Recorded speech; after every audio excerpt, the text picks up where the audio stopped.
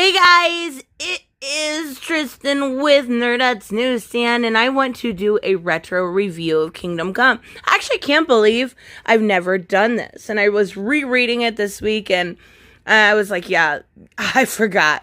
I really forgot how good this story was, and how much went into this story, whether it's themes or Alex Ross himself. Yes, I am very partial to Alex Ross's artistry and the way he does characters, but you gotta remember, this came out in 1996. So all of these characters were pencil drawn, and then they were, I don't know if they were inked. I don't know. Obviously they weren't inked. That's a dumb thing to say. My bad. But, and then then he did this with painting 200 pages of Alex Ross's art done then with painting, used acrylic and watercolors. So wow, what goes into a comic book now is so different than what goes into a comic book in 1996. I remember reading this as a little kid, and I was like, I don't really like this story, it's okay, it's good, but it was when I got a little bit older and reread it again in the early 2000s, and then reread it again just this week, that I really truly realized how much this story means. And oh my god, it would probably be definitely top five as far as DC goes. So obviously this is Mark Waid, and I want to get out right off the bat for the people that hate Mark Waid, that you can separate art from artists. He's only done damage to himself. He hasn't done damage to these stories. This is still one of the most iconic stories ever put out by DC. And there's so many reasons for that. And a lot of it is themes, right? We've got religion as a main, predecessor as far as themes goes. But is it really religion or is it hope? And I think at the end of the day, it's really hope and revelations. So right in the beginning, we are getting the revelations.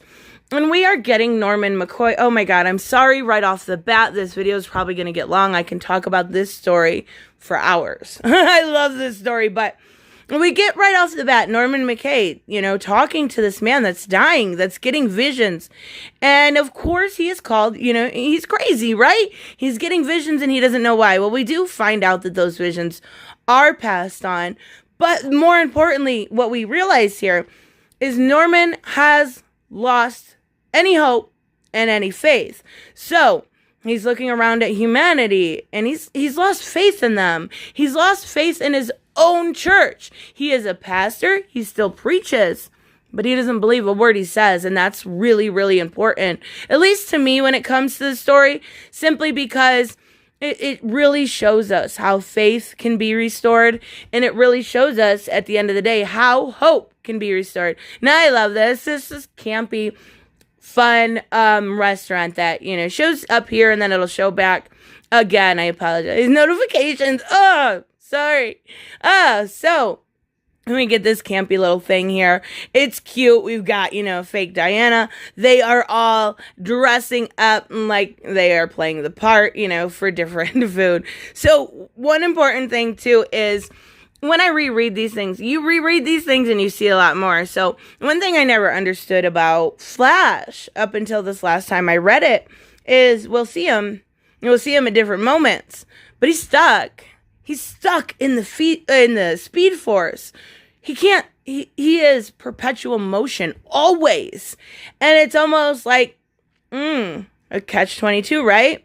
Because he's transcended into this godlikeness, but yet he can't stop moving. It's quite amazing. I don't know why I never caught that before. I love going back and looking at this and seeing characters, there's so much going on. This is one of those stories you can't just read. You have to actually experience as a visual medium. We have Nightstar, who I love. And I just started Kingdoms last night. And I'm going to continue to read it, but I wanted to wait till I got through because there is some continuity changes and stuff. I didn't want to mess any of that up. So we have Nightstar. She's one that I'm looking forward to rereading about. And we've got Lightning. And I remember the first time I read this. And when I was a kid, I was like, wow, it's just pure chaos. No, this is a battle of good and evil. but I didn't see it then. And I think that's what's great about being able to look back. I always thought he looked like a little bit like Predator, right? A little bit. So we see what the world has become years after Superman has gone. He is in seclusion. Beautiful night star picture right there. Absolutely stunning. And these old-fashioned heroes have gone off their own way, and kind of dipped out. We're getting the new age of heroes, right? I love this art. I'm going to say that 1,000 times, so I apologize. But we see the world has become a shell of its former self. It has become just not humanity, not what you want it to be. It has become a consistent and almost daily fight just to survive. And we do have good people, but we don't have the original heroes, the way to contain the bad, these kind of things, and those will all be talked about. So this is Norman. He's giving his sermon, right? He's not even able to get through his sermon because he doesn't believe it. He's trying to give advice to people when he doesn't believe himself, but he wants to be there for his congregation. But he's not true, to himself. Not only true to himself, but he's just seeing the world around him and he's lost. Again, a huge theme, hope. So, we get this. I love this art. I promise I won't say it too much. But my God, Spectre looks so good. Bad thing about reading this is when you go to anything, unless you're going to read JSA or something, you're going to be so spoiled by how good this art is to go to something like, even to go to something like Tony Daniels, who's fantastic. Just a different style. This is so human that word, I can't remember. Reminiscent. There we go. So we've got Spectre and Norman's first meeting. And he's kind of just explaining what is going on, what has happened, that he is his anchor to the real world, right? But he is going to be guided by Norman's visions because Norman is now the one having them. So right off the bat, we are seeing Clark. Oh, old man Clark. Still farming in Kansas, but what's gone on in Kansas is the big point, and we're going to get to that. But he's trying to, make these grounds livable when there's radiation. Now, I do like the relationship between him and Diana, and that's a huge part of this. It is a real, I like Lois, don't get me wrong, but God on God is just the way to go in this, at least. So we get to see them kind of, talking, and Diana's holding a secret back, and we'll get there. We'll get to that secret, but she wants him back. There's so much going on that needs to be taken care of, and she needs him back. So we're at the go from Kansas to oh my God, what's the word? The Fortress of Solitude. My God, I should not record when I'm out of it. Oh boy. And we get to see just exactly what Magog has been doing. Now, Magog is the reason why he has stopped. The reason why he gave up. The reason why he secluded himself. And we have to learn why. Well, Magog is tyrannical. And this is another huge theme in this. Where is the line drawn? You're seeing, Magog all over. He's fierce. He's tyrannical. This is talking about what he did and how many people he killed and everything else. Well, what happened is he used the atom. And he basically split him in half and detonated a nuclear bomb and killed millions. So obviously, Magog drew a huge line. But where's the line, right? To kill or not to kill? That is the question. Is the new age of heroes correct in their, ability to take a life without remorse? Or are the old school heroes like Clark here the ones that really, really know how to keep peace and civility? And, remember that humanity comes first. Well, Kansas is basically, it's everyone's dead. The soil is ruined. It's all full of radiation because of Magog, with the atom.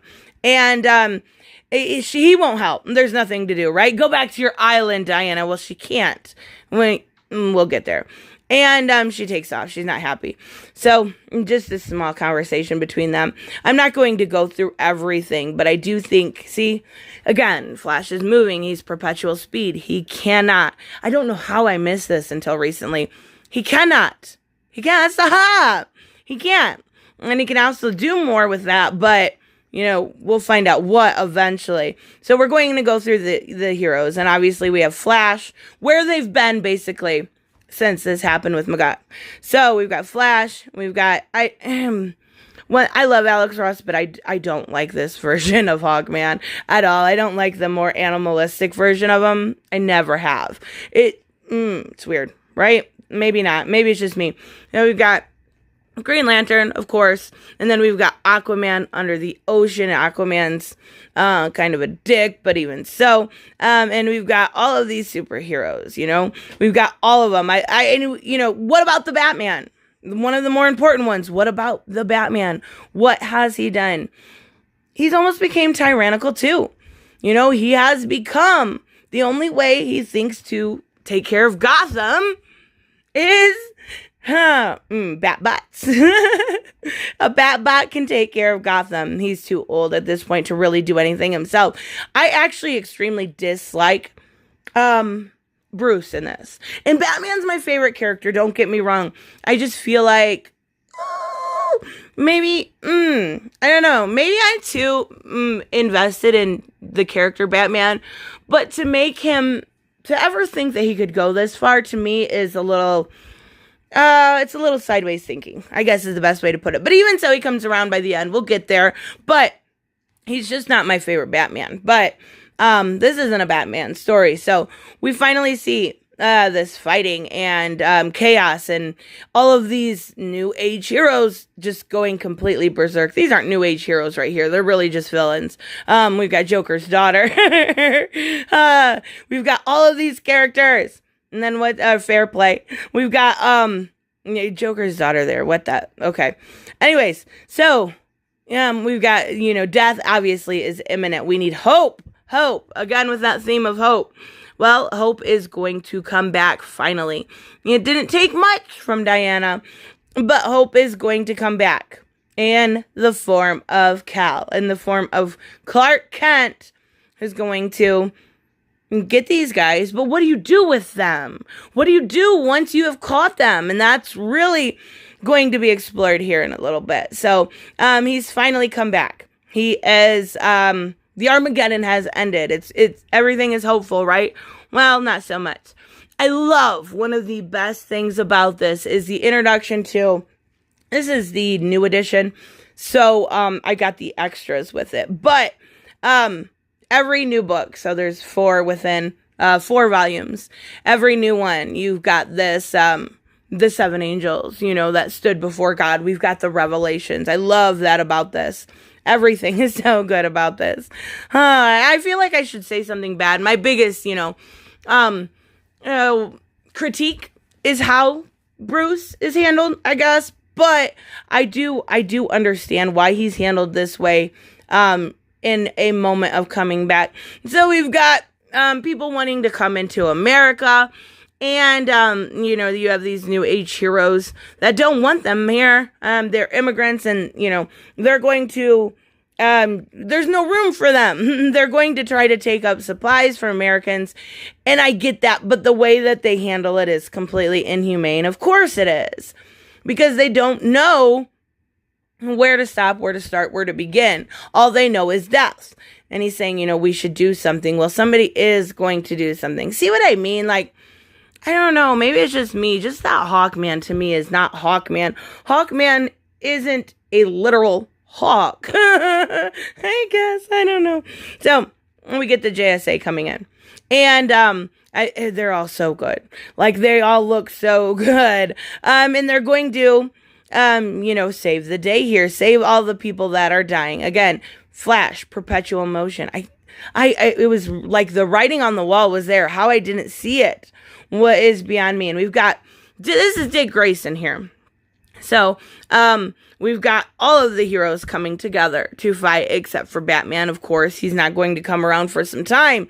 But, they save, whether it's the immigrants or the American, they save them all. It doesn't matter. They value human life. At the end of the day, that's what matters. So we get kind of a statement from them. They've been away for a while, but they're back now. That was their mistake. And they are going to make things right again, because after all of that seclusion, there's a lot to be done. There's, they need to grow. They ask about Magog, and simply the answer is no answer. No, nothing. So we're going to get I think this is where Lex comes in, right? Maybe not. Oh, we're just in the boardroom of Lex. So, or no, this is the UN, isn't it? My bad. I apologize. So we get to see Superman here go see Batman. He wants to know if Bruce will join, and we get our first look at old man Bruce, who's obviously had some upgrades, I guess you could say. But I think actually the CW tried to do this. It just wasn't done well at all. But he get a conversation here. They're friends. They were always, on the same side. They were always friends. And I do like how they do mention the black in his suit, right? That's his dark side, and we'll get to why. But Bruce, he doesn't like the way he's handling things. He doesn't like the way he's treating Gotham, even though Bruce seems to think he's made it some utopia when he really, really hasn't. He's just made it tyrannical. It's not a solution. It's messed up. Well, he leaves, and we've got people that are also on Bruce's side. So this is Oliver Queen. I'm not sure who else it is. Dinah, Ted Cord.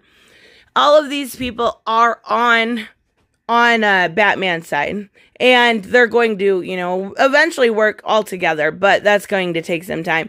But we do have different factions, right? We've got JSA, we've got Batman. We're going to be introduced to Lex's people, and we're going to also be introduced to a lot more characters. So this is just a cavalcade of amazing characters, and all of them within it. You can go through these pages after reading it and see, and Flash is moving again. How did I not notice these things? And you can just go through, Donna Troy, you went gray, honey. I just love it. It's so good. So we see them battling. Is that Starfire? See, another thing I missed. Well, she's dead anyway. So, Night Star is her and Dick's child. So, okay. So we've got, more battling of evil, more saving of innocence. And we've got to figure out what to do with all of these people. Diana is being a little bit more, what's the word? Violent, aggressive. And Clark's really not into it. He thinks she's saying that these people are just misguided. And, she's saying, if they want a war, I will give them a war. But who's right? How far do you take it? So we've got, I believe this is, I don't remember. I think that's King Cobra. My God, there's so many characters. I'm not sure. I thought it was Vandal Savage. Yeah, it is. It's Savage. So we've got Lex Luthor here. So here's a board meeting, right? And this is basically all the bad guys. But, except for one. So this is Catwoman, Enigma. We got Ivan. And it's really weird to see Ivan because you haven't seen that really since Son of the Demon. But even so, if you look up Ivan, it just literally means, the name literally means son of Talia and Bruce. So you could technically, that could be Damien now, but anyways, this is Ivan. So we get all of these amazing characters. Everyone kind of just hates Enigma, which is pretty funny. When you go back through, you just see so many characters, so many you didn't realize.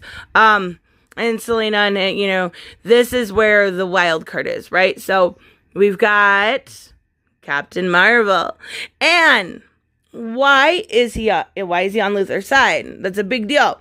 Why is Billy Batson, who obviously grew up, he's grown up at this point, being on just an absolute tyrannical person's side?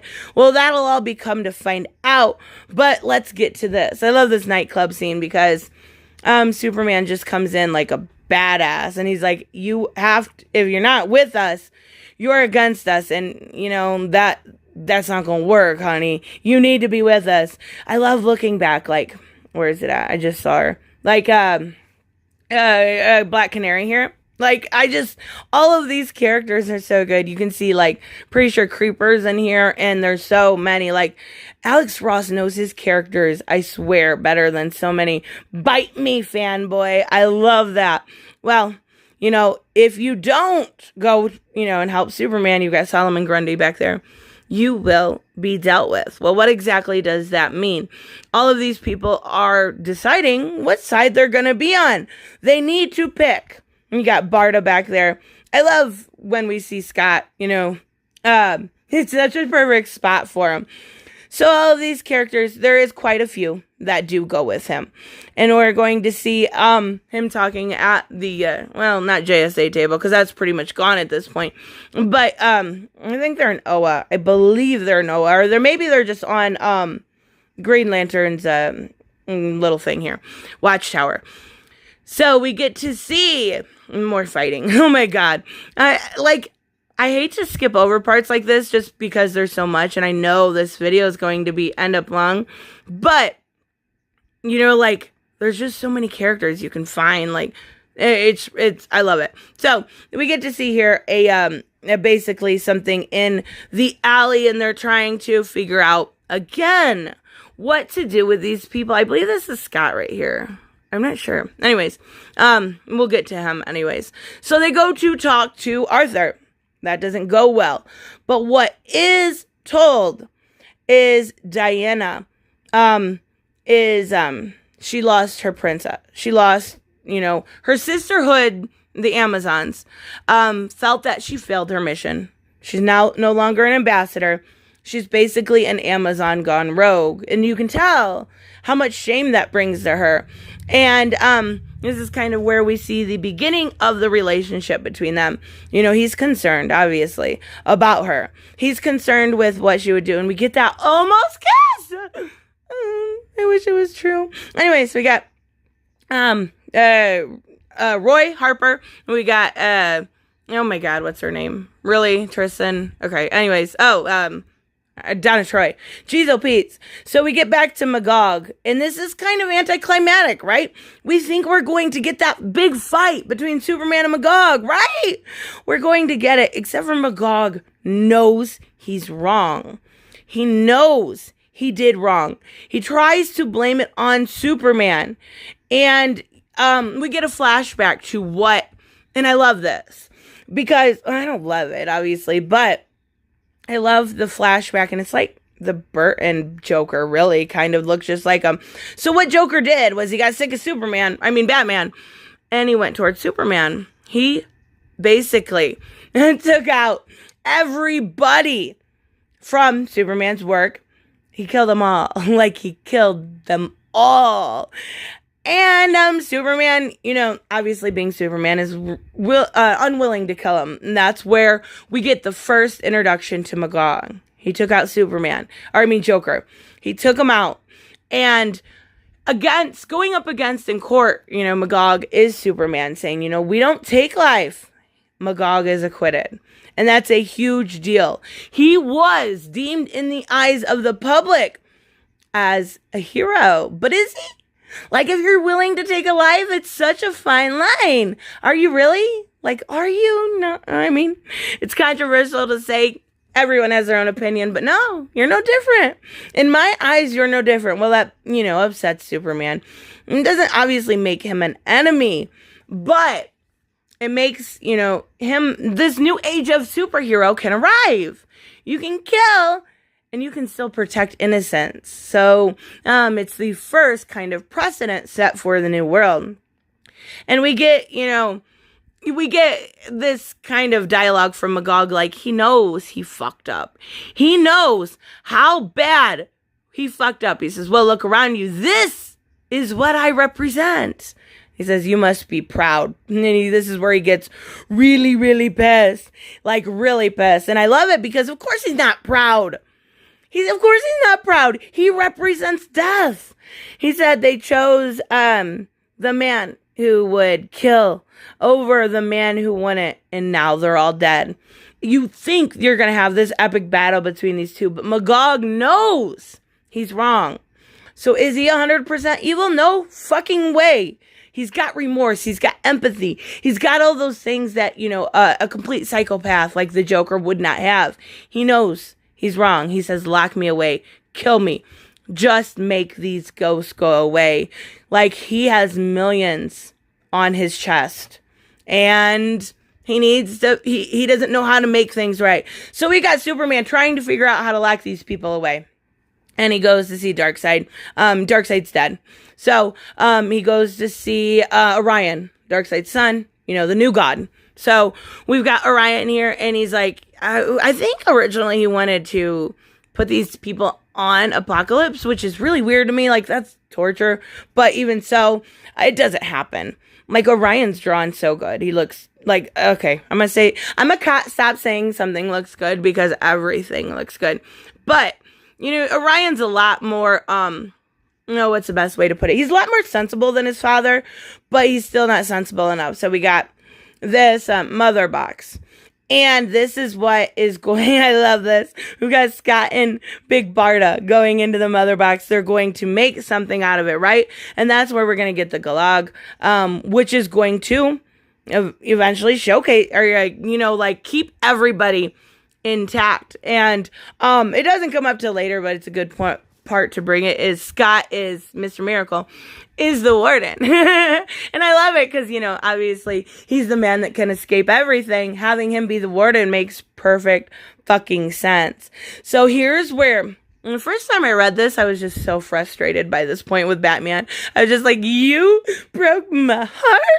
So he goes in and he makes a deal with Luthor. Now, mind you, I was like 10 or 11 when I read this at first, so I was a little dumb not to realize that this was not a real partnership here.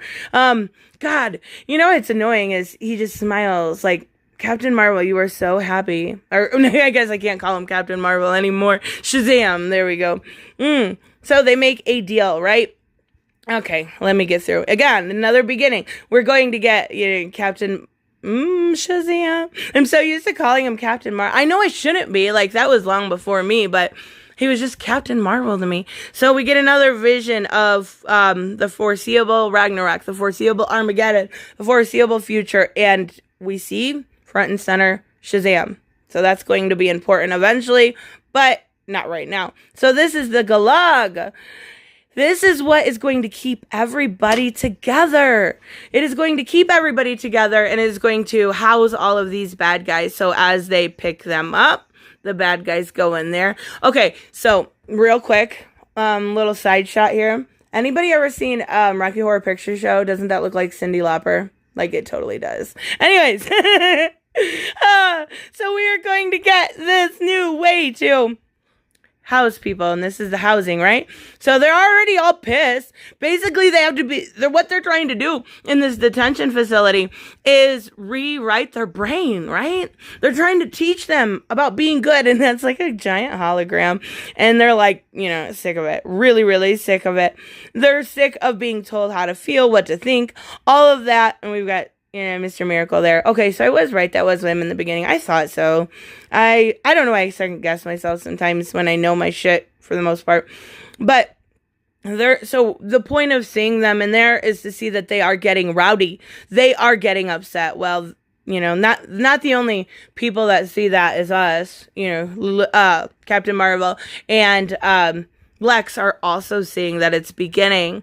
The tyranny is beginning. So, there's, where were we talking about? Oh, I know why.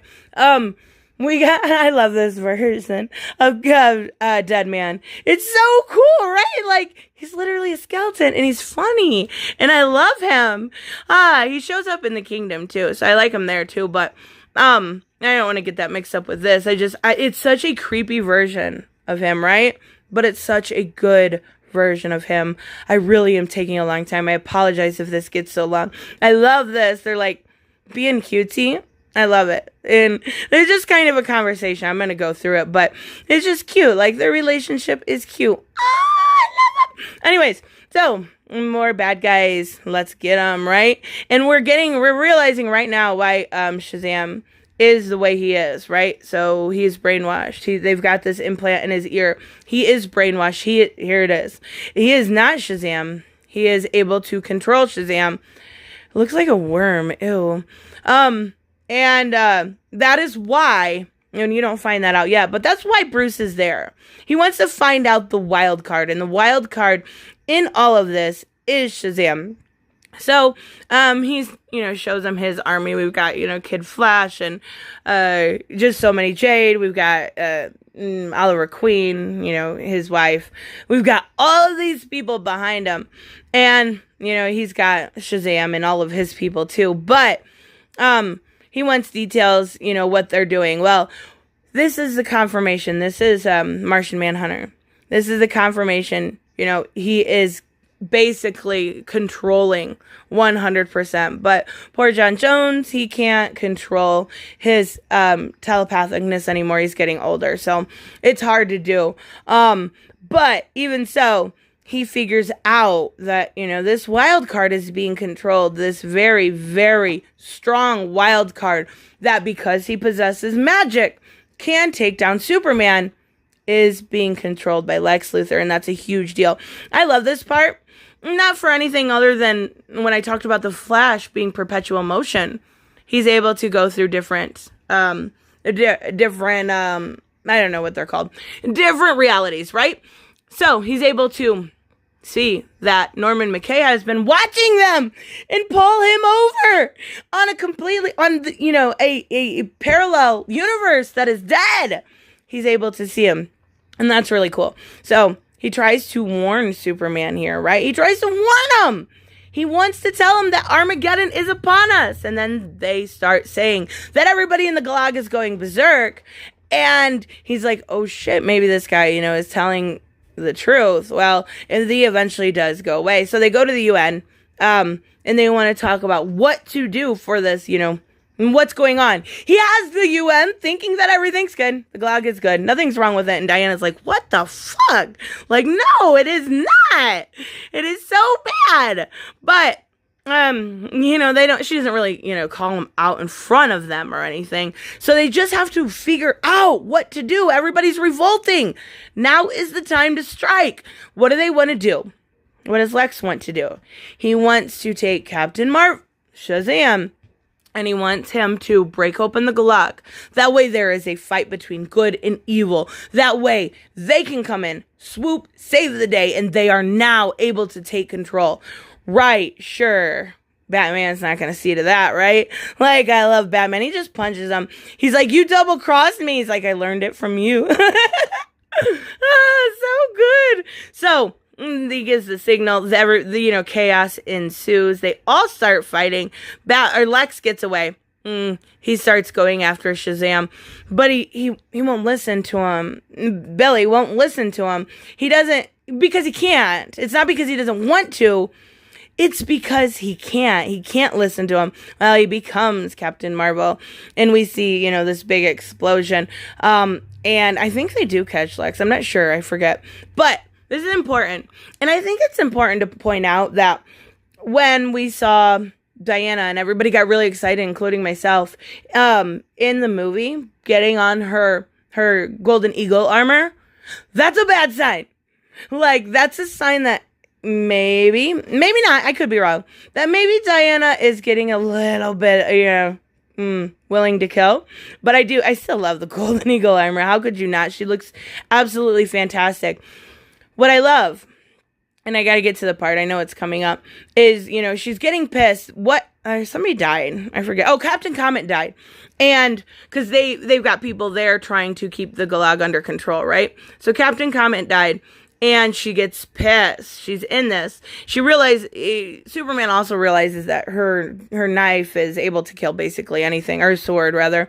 He says, it's war. This is, I love this kiss. Not because it's a kiss, because it's completely devoid of passion. She gives him a kiss. Obviously, they're in love. Because it's a final farewell. She thinks she's going off to die, to fight for what she believes in. Well, that, gets Clark pissed. He goes to Batman, just so mad. And he's like, the stakes are high. And he says, well, the Glog's ready to blow. And he's like, well, okay, well, he does eventually say Shazam's the wild card. So Diana and everyone else kind of try to remain order. He says, it's too late. Basically, it's too late. He won't help. He won't help. He won't help.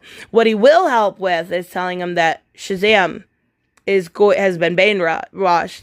But the good kid is still inside of him. But I don't know if he'll ever, help. I don't know if he'll ever be back again. This is my favorite part. I posted this last night. It's so funny, like, just the little things they put in. He's like, what do you expect me to do? And he turns around, he's gone. He's like, so that's what that feels like. That's cute, right? Super fucking adorable. Anyways, so he is going to help, and we've got Shazam. Maybe it's too late. Maybe it's not. We'll have to wait and see. But Ragnarok is unfolding. The apocalypse is, in fact, upon us. And we've got, Shazam showing up. Obviously, we have Captain Marvel here. And he's one of the only people that can really take down, or give, at least, him a big fight. So we're getting towards the beginning of the end, and everybody is fighting. And I'm going to fly through this because I have a feeling this is really long. I don't know. But we're getting the fight, and we're getting the UN. They're going to drop a nuke. They're like, you know what? It's either, the supers or it's us. And I want, them to know in the future that we did everything we could, but we had to do this. We had no other choice. And Norman is really upset. He's like, what can I do? You do something. Spectre, do something. Well, then we see, help come abroad. And it's Batman and everybody. That Creeper, every Blue Beetle, everybody that was on his side. And they have all come to lend a hand against the Glog, against the battle of good and evil. What is good and evil? And basically it's too late. Like, it's too late. It really is. The way that they fight, Batman obviously doesn't kill, and we get a, fight here. Between him and Diana. He knows about Diana losing her thing. She says you're overcompensating, and she's like, you I can't say that word. You aristocratic bastard. How dare you condemn me? And they, how dare you judge me after what you did to Gotham? And she's not wrong, but they do end up fighting, and they realize that this bomb is coming, so they have to work together. And we're still getting just a long battle between Superman and Shazam, and which is going to end up being the most important when it comes to the entirety of this. But also is this, because they have the bomb. They have the nuclear bomb. Could Superman stop it? Yeah, but it still starts to go. See, this part is so good, because I think, Shazam is winning. He's winning. But he says it's time. The inspector says it's time. It's time for what's going to happen. And he said judgment has come. The entire journey, this entire thing has brought us to this moment. This will determine the world's fate. If it drops, the superhumans will surely die. But humanity will be spared their violence. If not, they will live on to fight a battle that will in time swallow the earth. So who's more important? Who is more important at the end of the day? It is time for this single man to judge, which the judgment does go on. He says, how can I judge? And Superman leaves it to Billy. Listen to me as if you've never listened to me before. Where's the decision here? He basically says superhumans or mankind. One will ultimately pay the price. Who is it going to be? If anybody, Billy is the person, because he is both superhuman and man. He said, looks around what we've come to. There's a bomb falling. It either kills us or we run rampant across the globe. I can stop the bomb. That much I'm sure of. What I don't know whether is I should be allowed to. That's the decision. It's not for me to make. I am not a god. I'm not man. He says, for you, Billy, you are both. It is up to Shazam. He starts crying. He says, decide. This is your choice. What is better? Which do you want killed? And he starts, crying, obviously. And then he starts crying. He takes off. And we don't exactly know what happens right away, but we do see this go off. He's got the bomb in his hand. And he says, Shazam. And the bomb goes off. And you think everyone's dead, right? So it's fucking sad. It's so sad. Judgment has come. This is one of my favorite pictures, literally ever of Superman. And we see death, just death and devastation, and Superman. Death, devastation, and a very mad Superman, might I mention. Everyone is dead. Well, the inspector's like, it's a good time to say goodbye. No, it's probably not. He gets pissed. He says, think again. Look what you've done.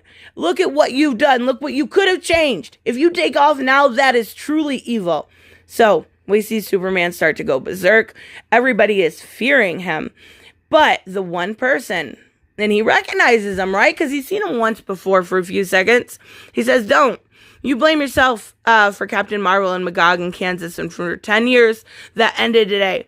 If you're angry, you can be angry, but you are just feeling what the humans feel. You are just what they feel. Fear, rather.